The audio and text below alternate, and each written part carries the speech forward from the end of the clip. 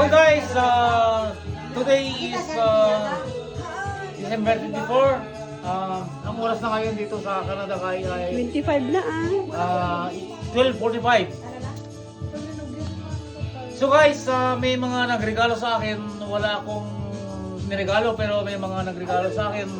Kaya masasabi ko ngayon, sabi nila ay it's better to give than to receive. Pero ngayon dahil wala akong iniregalo, for me it's better to receive than to give. Ayan. So wala akong regalo ka sa kanya guys. Ito guys ang binigay ni Marty sa akin.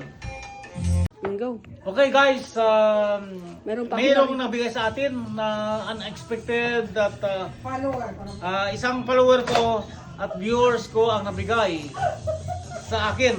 Okay, so sabi niya i-video ko raw pagka bubuksan ko to. Okay, so bubuksan natin guys. Pilisan mo.